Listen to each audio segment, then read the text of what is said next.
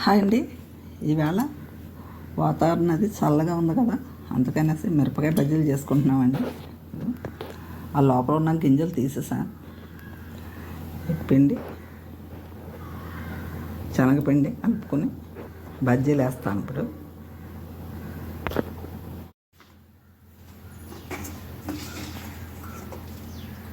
ఇదిగోండి, శనగపిండిలోకి కొద్దిగా కారం వేస్తున్నాను. తర్వాత వాము పొడి, జీలకర్ర పొడి వేస్తున్నాను.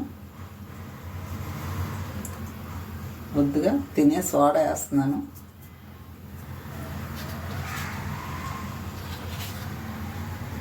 కొద్దిగా సరిపడంత సాల్ట్ వేస్తున్నాను. ఇదిగోండి, స్టవ్ వెలిగించి పెనం పెట్టాం కదండి పొయ్యి మీద. ఇప్పుడు ఆయిల్ వేస్తున్నాను.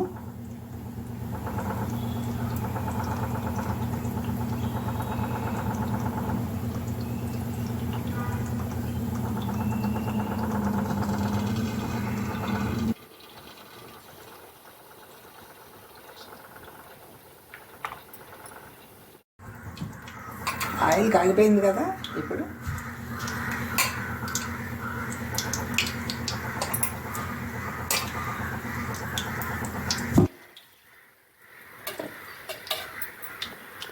ఇదిగోండి, పచ్చిమిరపకాయలు బజ్జీలు రెడీ అయిపోయాయి. మీకు నచ్చితే ఒక లైక్ కొట్టండి, సబ్స్క్రైబ్ చేసుకోండి.